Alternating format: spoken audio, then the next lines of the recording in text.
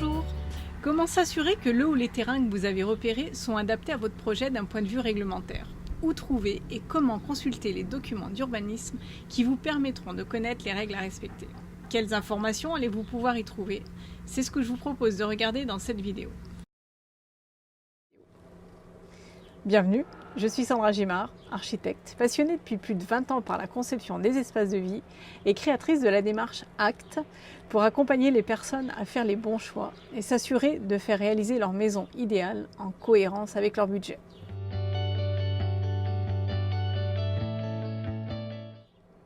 Donc même si vous avez repéré un terrain qui vous plaît, que vous êtes prêt à vous engager pour l'acheter, attention, assurez-vous dans un premier temps qu'il est possible d'y faire construire une maison et qu'il est en cohérence avec votre projet. La toute première démarche à effectuer avant de vous engager, c'est d'analyser les contraintes réglementaires du terrain. Pour cela, vous avez deux possibilités. La première, aller directement au service d'urbanisme de votre commune, trouver un agent et lui demander de repérer avec vous l'emplacement du terrain sur le plan local d'urbanisme, qu'on appelle PLU, et demandez-lui le règlement qui s'applique sur ce terrain. Donc deuxième solution, le faire de chez vous, solution beaucoup plus rapide.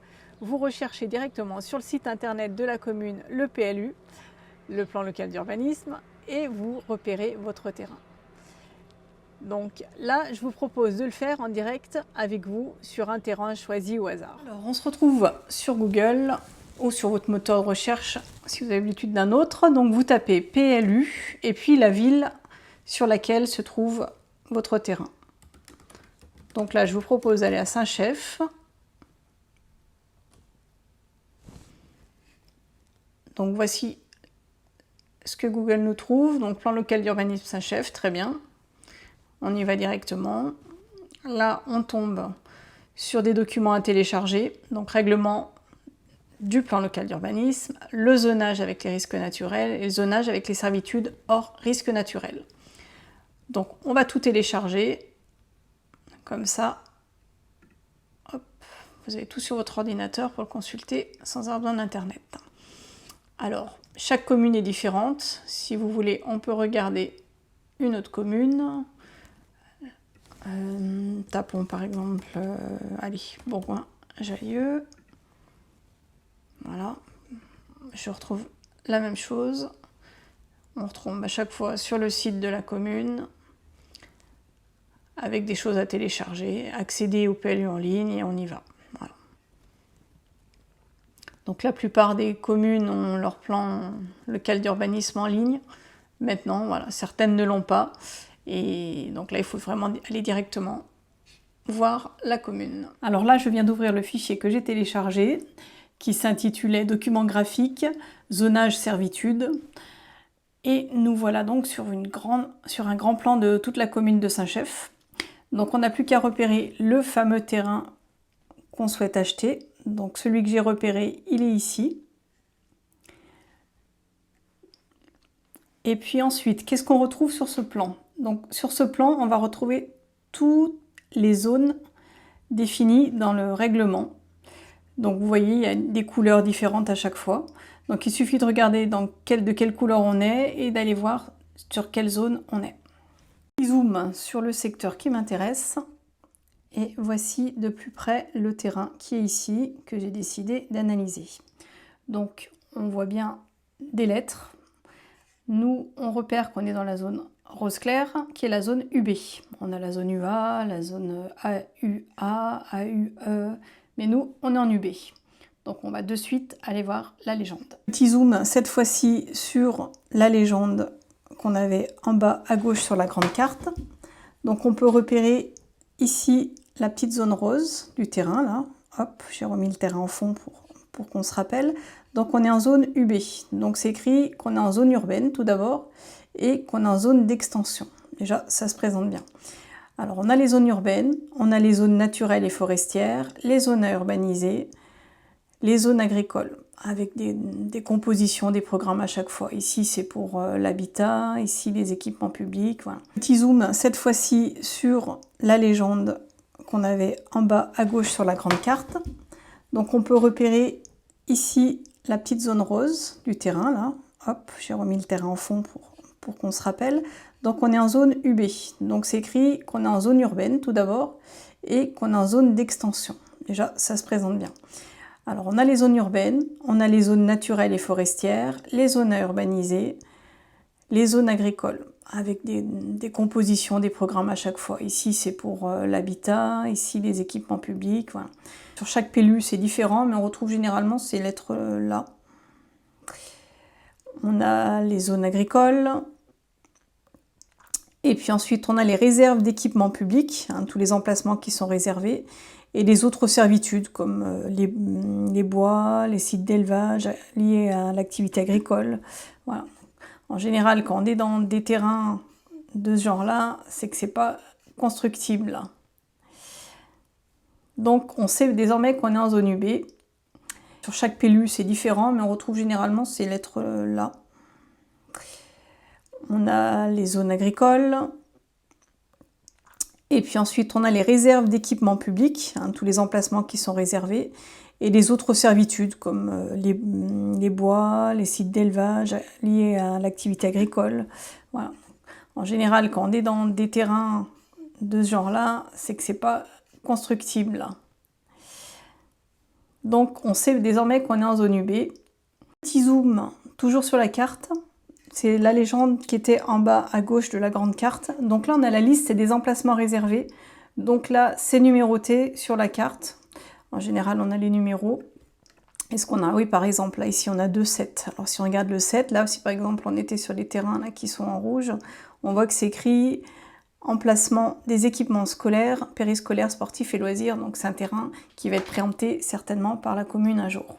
Donc, c'est un endroit où on ne va pas construire. Le deuxième document qu'on avait téléchargé, hein, celui sur le règlement. Le troisième, c'était la deuxième carte qu'on regardera plus tard. Donc, le règlement. Donc, c'est un dossier écrit, hein, avec un certain nombre de pages qu'il faut savoir lire entre les lignes. On va déjà commencer par le sommaire. Donc, qu'est-ce qu'on a? Comment est décomposé le règlement? Donc, on a toutes les dispositions générales ici. Donc, ça, c'est les grands rappels et puis les chevauchements avec d'autres règlements, comme par exemple celui si on est en lotissement. Voilà. Et puis, quelques définitions de base. Voilà. Si vous avez du temps, vous pouvez apprendre tout ça et lire. Ensuite, dans le 2, donc on a les dispositions applicables à toutes les zones. Voilà. Donc là, on parle notamment de ceux qui sont des terrains qui ont des risques naturels. Et puis enfin, le titre 3, celui qui nous intéresse, c'est donc les dispositions applicables aux zones urbaines. En 4, on retrouve celui sur les zones à urbaniser. En 5, les zones agricoles. Et en 6, c'était les zones naturelles et forestières. Donc nous, on est bien en zone AU, hein, non UB, pardon, excusez-moi. Donc nous, on est bien en zone UB, et donc on va bien directement à la page 48, vu qu'on est en UB et que la UB se situe ici. On se retrouve donc en page 48, la page qui concerne le secteur UA, UB, UC, donc nous, on est en UB. Alors, par quoi commence cette partie-là? Tout simplement par nous dire que la zone UU est une zone qui permet la réalisation de constructions nouvelles. Donc déjà là, c'est bon, on va pouvoir construire. Après, voilà, quelques détails sur les différences entre UA, UB, UC, et puis quelques autres détails ici, notamment sur l'assainissement. Voilà, si on est sur un terrain qui n'a pas de réseau collectif, voilà, ils expliquent qu'on pourra construire seulement quand l'urbanisation sera après lancement effectif des travaux de mise en conformité. Voilà. Donc ça vaut le coup un petit peu d'éplucher toute cette zone-là. La page d'après, c'est toutes les projets qui sont interdits finalement. Ils appellent ça la nature de l'occupation et de l'utilisation du sol. Donc tout ce qui est interdit, notamment sur la zone UC. Donc ça vaut le coup aussi de lire par rapport à votre projet, hein, être sûr que vous ne voulez pas faire une résidence mobile de loisirs, voilà, etc., etc. Occupation et utilisation des sols admise sous conditions, donc on peut lire également. Conditions de l'occupation des sols, section 2. Donc là, on va parler des accès et de la voirie. Donc là, c'est important, notamment parce qu'on va commencer à parler des réseaux, voilà, dessertes par les réseaux. Donc très important parce que ça c'est quelque chose qui peut vous coûter très cher en fonction du positionnement des réseaux et des demandes qui sont faites. Donc on parle de l'eau, d'électricité du téléphone, de l'assainissement. Et puis des caractéristiques du terrain, donc savoir si, là on va tout de suite, caractéristiques du terrain, là on n'a rien. Implantation des constructions par rapport aux voies et emprises publiques, donc là c'est important, savoir à quelle distance vous allez pouvoir vous positionner votre bâtiment surtout, par rapport à la voie, à la rue qui est devant chez vous. Donc là par exemple, on a, il faut un recul minimum de 5 mètres par rapport à l'alignement des voiries. Voilà. C'est toujours bon à savoir, en fonction de la taille de votre terrain, tout de suite ça sectorise là où vous allez pouvoir construire. Donc c'est un détail qui est pas neutre. Implantation des constructions par rapport aux limites séparatives, donc là c'est pareil, c'est par rapport aux autres parcelles, les parcelles de vos voisins. Voilà. Donc là, à moins que le bâtiment à construire ne jouxte la limite parcellaire, c'est-à-dire qu'on a le droit de construire en limite de propriété ici. Sinon, dès lors qu'on s'éloigne un peu, on devra être à plus de 3 mètres. Voilà. Donc on lit un petit peu tout ça, c'est important. Implantation des constructions les unes par rapport aux autres sur une même propriété. Pareil, si vous faites 2 bâtiments, il vous faudra mettre une distance de 4 mètres. L'emprise au sol, donc on appelle ça le coefficient d'emprise au sol, c'est-à-dire sur un terrain complet, on a droit à 25% de construction. Ici, dans la zone UB, et nous, on est en zone UB, c'est ça.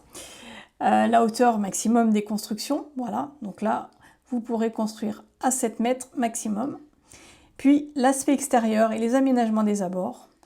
Donc ça, c'est relativement important si vous avez une idée d'une architecture que vous voulez particulièrement. C'est très réglementé, donc on retrouve l'implantation et l'architecture, à savoir respecter la typologie de la région, la topographie existante, le terrain naturel et le site environnement. On parle des toitures, on parle des pentes de toiture, des débords de toiture, des matériaux et des couleurs, parce qu'il faut respecter en effet une certaine charte, bien souvent. On parle des clôtures, pareil, hein. Il y a des choses à respecter dans vos futures clôtures. Et se retrouve donc en page 48, la page qui concerne le secteur UA, UB, UC. Donc nous, on est en UB. Alors, par quoi commence cette partie-là? Tout simplement par nous dire que la zone U est une zone qui permet la réalisation de constructions nouvelles. Donc déjà là, c'est bon, on va pouvoir construire. Après, voilà, quelques détails sur les différences entre UA, UB, UC, et puis quelques autres détails ici, notamment sur l'assainissement. Voilà, si on est sur un terrain qui n'a pas de réseau collectif, voilà, ils expliquent qu'on pourra construire seulement quand l'urbanisation sera après lancement effectif des travaux de mise en conformité. Voilà. Donc ça vaut le coup un petit peu d'éplucher toute cette zone-là.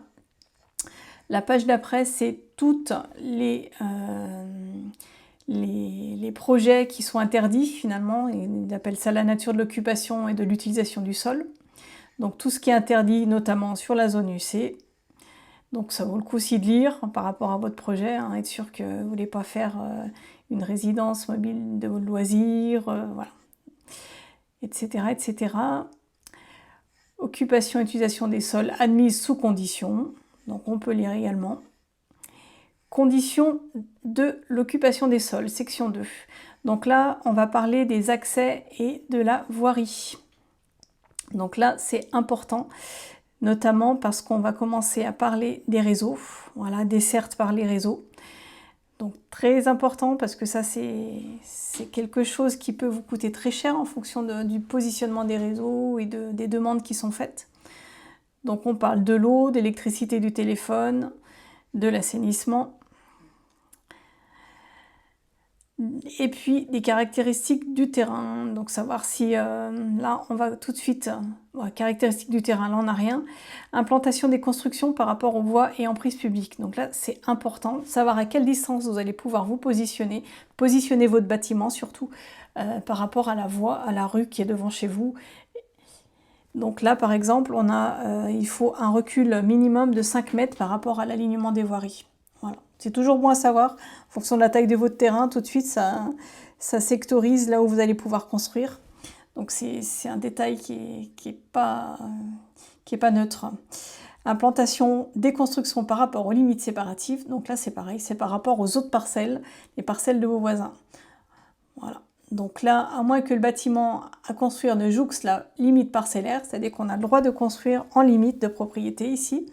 Sinon, dès lors qu'on s'éloigne un peu, on devra être à plus de 3 mètres. Voilà. Donc on lit un petit peu tout ça, c'est important. Implantation des constructions les unes par rapport aux autres sur une même propriété. Pareil, si vous faites 2 bâtiments, il vous faudra mettre une distance de 4 mètres. L'emprise au sol, donc on appelle ça le coefficient d'emprise au sol, c'est-à-dire sur un terrain complet, on a droit à 25% de construction. Ici, dans la zone UB, et nous, on est en zone UB, c'est ça. La hauteur maximum des constructions, voilà, donc là, vous pourrez construire à 7 mètres maximum. Puis l'aspect extérieur et les aménagements des abords. Donc ça c'est relativement important si vous avez une idée d'une architecture que vous voulez particulièrement. C'est très réglementé, donc on retrouve l'implantation et l'architecture, à savoir respecter la typologie de la région, la topographie existante, le terrain naturel et le site environnement. On parle des toitures, on parle des pentes de toiture, des débords de toiture, des matériaux et des couleurs, parce qu'il faut respecter en effet une certaine charte, bien souvent. On parle des clôtures, pareil, hein. Il y a des choses à respecter dans vos futures clôtures. Et souvent, on a un article sur l'énergie et le développement durable. Voilà. Ça peut être accepté d'avoir une toiture plate dès lors qu'on met une toiture végétale. De quoi parle-t-on ensuite? Des stationnements. Voilà. Donc là, il est clairement dit que vous n'avez pas le droit de stationner en dehors de votre terrain. Et puis pour les projets à vocation d'habitation, une place de stationnement. Donc vous avez l'obligation, lorsque vous posez votre permis de construire, de mentionner où sera la place de stationnement. Les espaces libres, les aires de jeu et les plantations, voilà, encore des choses qu'il faut respecter, notamment sur les espaces verts. Voilà, on parle souvent de haies végétales, pour éviter d'avoir tout le temps une belle haie de tuya qui n'est pas top pour l'environnement. Donc on explique que c'est bien d'avoir des essences différentes. Ensuite, le coefficient d'occupation du sol non réglementé. En général, ça, c'est moins réglementé aujourd'hui. La réglementation a un peu changé. On avait l'emprise au sol, mais l'occupation des sols est moins réglementée. Page suivante, voilà. C'était les pages concernant les autres zones. Donc maintenant, on passe au troisième document qu'on avait téléchargé. Il s'agit donc cette fois encore de la carte de la commune, du secteur, mais cette fois-ci avec toutes les zones à risque naturel. Donc on va la regarder, parce que là vous avez aussi des informations très précieuses sur le terrain. Donc on va déjà zoomer sur toute cette partie-là, la légende. On va repérer bien sûr dans quelle couleur on est. Alors, 2 petits zooms sur la grande carte. Un premier zoom ici pour repérer notre terrain qui est ici, en blanc. Alors on a de la chance parce qu'il est en blanc et vous allez voir pourquoi quand je vais vous expliquer la légende. Alors tout de suite, la légende.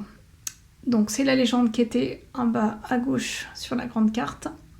Donc là, c'est une carte qui nous explique tous les problèmes, toutes les problématiques du secteur et notamment celui de notre terrain. Donc, alors, on a des zones qui sont repérées en rose, hein, on les voit là, et des zones qui sont repérées en bleu. Donc le rose, c'est le secteur inconstructible, sauf exception. Et puis, petite explication à chaque fois. Voilà, si je suis ici en RG, je sais que je ne peux pas construire. Pour quelle raison? En RG. Alors, 2 petits zooms sur la grande carte. Un premier zoom ici pour repérer notre terrain qui est ici, en blanc. Alors, on a de la chance parce qu'il est en blanc et vous allez voir pourquoi quand je vais vous expliquer la légende. Alors, tout de suite, la légende. Donc, c'est la légende qui était en bas à gauche sur la grande carte. Donc là, c'est une carte qui nous explique tous les problèmes, toutes les problématiques du secteur et notamment celui de notre terrain. Donc, alors, on a des zones qui sont repérées en rose, hein, on les voit là, et des zones qui sont repérées en bleu. Donc, le rose, c'est le secteur inconstructible, sauf exception.